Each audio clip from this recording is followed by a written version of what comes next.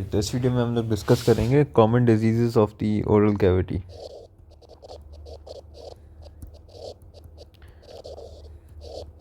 ठीक है, तो common diseases of oral cavity में वी हैव एक broad term that is the ulcer. ठीक है, एंड देन फिर उस अल्सर के जो डिफरेंट कॉजेज होते हैं वो हमें डिस्कस करने। अब व्हाट इज़ अल्सर? अल्सर सबको पता है कि क्या होता है। It is a localised defect in the surface epithelium, जिसमें फिर क्या होता है कि अंडरलाइंग जो कनेक्टिव टिश्यू है वो एक्सपोज हो जाता है, तो that is known as an ulcer.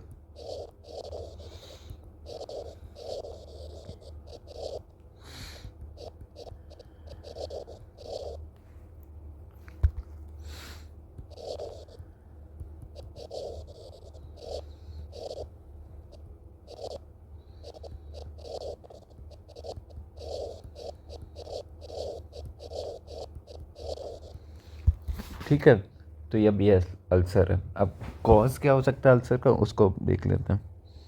Causes of ulcer में सबसे पहला जो कॉज है दैट इज इन्फेक्शियस कॉज। ठीक है, then we have traumatic cause. उसके अलावा we have immune disorders,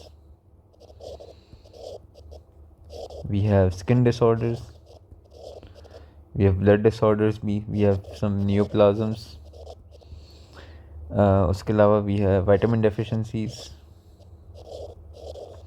and we have radiation. उसके अलावा और भी चीज़ें होती हैं काफ़ी, लेकिन ये इनफ है।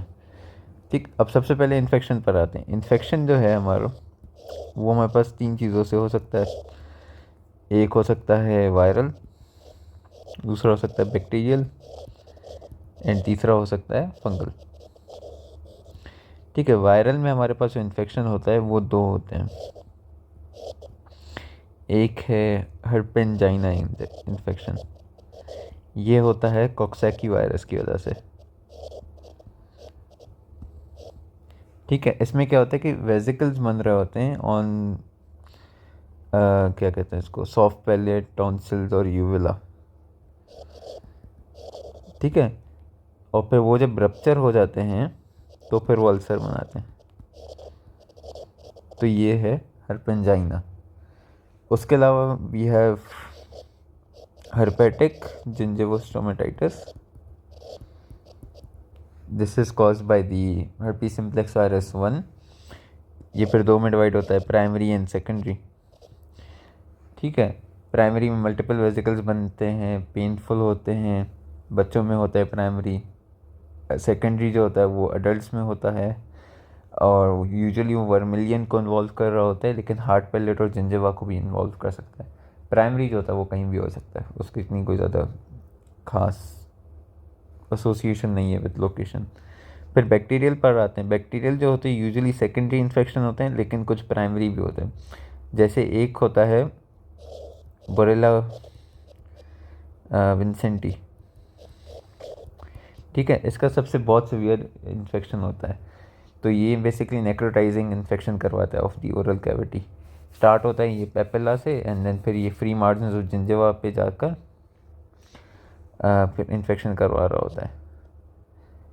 फिर उसके अलावा टीबी हो गया, सिफिलिस हो गया, एंड एक्टिनोमाइकोसिस हो गया। तो ये बैक्टीरियाज हैं जो इन्फेक्शन करवा सकते हैं एंड अल्सरेशन करवा सकते हैं of the oral cavity. Fungi में हमारे पास मेन जो है fungus that is Candida albicans, जो ओरल थ्रश वगैरह करवाता है, ये वो है। ओरल थ्रश क्यों होगा? अगर एंटीबायोटिक ले रहा है कोई या फिर इम्यूनो कॉम्प्रोमाइज्ड है तो फिर उसको कैंडिडा अल्बिकन्स की वजह से ओरल थ्रश हो जाता है। फिर हमारे पास आता है second thing that is your traumatic. तो ट्रोमेटिक में हमारे पास क्या क्या हो सकता है? ट्रोमेटिक में हमारे पास हो सकता है चीक बाइट। ठीक है, उसकी वजह से अल्सर हो जाए, एल्कली या एसिड इंजेस्ट कर लिया हो उस वजह से बर्न हो जाए, देन अल्सर हो जाए। एस्पिरिन बर्न होता है। अक्सर क्या होता है कि अगर दांत में दर्द होता है तो एस्पिरिन साइड में रखते हैं। एस्पिरिन जो है वो एसिडिक होता है, ऑल्दो एसिड है लेकिन एसिडिक इन नेचर है वो, तो फिर वो अल्सर करवा देता है। उसके अलावा कोई शार्प फॉरेन ऑब्जेक्ट है वो लग जाए तो फिर वो भी करवा सकते हैं। Then we have immune disorders. Immune disease या इम्यून डिसऑर्डर्स में हमारे पास दो हैं. There is aphthous ulcer and then there is Behcet disease. ठीक है. एप्थस अल्सर जो होता है वो बेसिकली रिकरेंट सुपरफिशियल अल्सर्स होते हैं. ठीक है. ये mobile part of the mobile mucosa of the oral cavity पे हो रहा होता है. It spares the hard palate और जिंजिवा. तो हार्ड पैलेट और जिंजिवा के अलावा ओरल कैविटी की जितनी भी म्यूकोसा है वहाँ पर ये होगा. ठीक है. इसको हम 3 में डिवाइड करते हैं, माइनर, मेजर एंड हर्पेटिफॉर्म. ठीक है. माइनर जो होता है वो 10 mm से कम होगा. सही है. It will heal in 2 weeks without scarring. ठीक है. और it will recur after 1 to 4 months. ठीक है. 1 to 4 months के बाद होगा ये माइनर. मेजर जो है वो 10 mm से ज़्यादा की साइज़ होगी उसकी. वो हील करेगा विद स्कारिंग 4 to 6 weeks में और रिकर होगा in less than 1 month. And then herpetiform है वो 1 to 2 mm के होते हैं. पिन पॉइंट होते हैं, क्लस्टर में होते हैं वो, और वो हील करते हैं विद स्कारिंग. और ये भी रिकरेंस इनकी होती है लेस देन 1 month की. तो ये हो गया हमारे पास एप्थस अल्सर. अब एप्थस अल्सर होता क्यों है, तो इसकी एटियोलॉजी जो है मेनली अननोन एटियोलॉजी है. ठीक है. लेकिन कुछ रिस्क फैक्टर्स हैं जो हो सकते हैं, जैसे हार्मोनल इम्बैलेंस हो गया. ठीक है. विटामिन B12 डेफिशिएंसी हो गई. सर्टेन इन्फेक्शंस हैं वो प्रोन कर देते हैं उस पर. ऑटो इम्यून डिजीज़ हैं. ठीक है.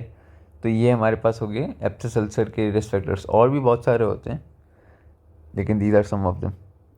फिर ट्रीटमेंट क्या दोगे एप्थस अल्सर की? अगर माइनर अल्सर है तो एनाल्जेसिक्स आर गुड इनफ, और अगर मेजर अल्सर है तो कॉर्टिकोस्टेरॉइड वगैरह देना पड़ता है हमें. Start with the topical and then फिर सिस्टमिक कॉर्टिकोस्टेरॉइड्स वगैरह. और तो ट्रीटमेंट ऑफ एप्थस अल्सर्स के बाद अब हम लोग करने वाले हैं बिशेट सिंड्रोम या फिर बिशेट डिजीज़. ठीक है. बिशेट सिंड्रोम या बिशेट डिजीज़ में हमारे पास एक ट्रायड होता है जिसमें हमारे पास आ जाता है 3 चीज़ें. एक होते हैं एप्थस लाइक अल्सर्स. ठीक है. उसके अलावा हमारे पास आएंगे जेनाइटल अल्सर. ठीक है. And then the third thing would be uveitis. ये 3 चीज़ें मिलाकर हमारे पास बनाते हैं बिशे लाइक सिंड्रोम. जो अल्सर्स होंगे उसकी पंच्ड आउट एजेस होंगी. ये बिशे सिंड्रोम की खास बात है. सही है. तो ये हमारे पास हो गए इम्यून डिजीज़ या इम्यून डिसऑर्डर्स. फिर हमारे पास आ जाते हैं कुछ स्किन के डिजीज़ या स्किन के डिसऑर्डर्स जो फिर उनकी मैनिफेस्टेशन होती है जिसमें माउथ अल्सर्स हो रहे होते हैं. सबसे पहला है हमारा एरिथमिया मल्टीफॉर्म. ठीक है. ये डिजीज़ ऑफ रैपिड ऑनसेट है. ये स्किन और म्यूकस मेम्ब्रेन को इन्वॉल्व करता है. इसमें हमारे पास जो होता है वजाइकल या बुलाव फॉर्मेशन हो रही होती है within the skin mucous membranes which is followed by formation of haemorrhagic crust. And जब वो क्रस्ट खाली होता है तो फिर उधर अल्सर फॉर्मेशन हो जाती है. तो ये है एरिथमिया मल्टीफॉर्म. सही है. उसके अलावा हमारे पास 2 डिजीज़ ऐसे हैं. एक है पेम्फिगस वल्गैरिस, दूसरा है benign mucous membrane pemphigus disease. ठीक है. ये दोनों बेसिकली ऑटो इम्यून कंडीशंस हैं. एंड इन दोनों में भी ब्लिस्टर्स फॉर्म होते हैं जो कन्वर्ट हो जाते हैं into ulceration. Then finally we have lichen planus. Lichen planus जो है उसमें हमारे पास प्लूराइटिक पैप्यूल्स बन रहे होते हैं पर्पल कलर के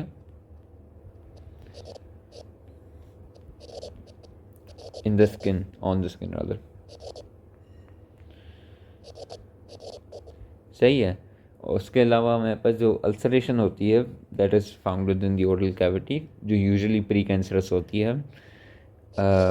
उसके फिर दो टाइप्स हो सकते हैं। एक होता है रेटिकुलर, जो इतना सीवियर नहीं होता, इसकी ट्रीटमेंट वगैरह इतनी इंपॉर्टेंट नहीं होती, ठीक है। इसमें रेटिकुलर फाइबर्स, वाइट कलर के फाइबर्स हमें नज़र आ रहे होते हैं। दूसरा होता है एरोसिव, जो इन्वेजिव होता है, तो फिर वो प्री मैलिग्नेंट कंडीशन होती है, तो उसकी फिर ट्रीटमेंट नेसेसरी होती है। सही है। तो ये हो गया हमारे पास स्किन डिजीजेस। फिर कुछ मिसलेनियस कंडीशंस आ जाती हैं जिसमें हमारे पास अल्सर्स हो सकते हैं, जैसे ड्रग की एलर्जीज़ हो गई। सही है। उसके अलावा रेडिएशन की वजह से रेडिएशन म्यूकोसाइटिस हो सकती है। तो ये दोनों भी अल्सरेशन वगैरह कॉज करवा सकती हैं। एंड फाइनली ऑब्वियसली नियोप्लेजिया जो है वो खुद भी अल्सर कॉज करवाएगा, नॉन हीलिंग टाइप का, नॉन पेनफुल अल्सर होगा उसका, ठीक है। यूजुअली स्क्वामस सेल कार्सिनोमा होता है। नियोप्लेजिया में हमारे पास मेन जो होता है वो स्क्वामस सेल कार्सिनोमा होता है ऑफ ओरल कैविटी। उसके अलावा लिम्फोमास वगैरह भी हो सकते हैं, लेकिन वो रेयर होते हैं, इतना ज़्यादा कॉमन नहीं होते। बाकी drug allergies and then radiation mucositis, those are also causes of ulceration, ठीक है। तो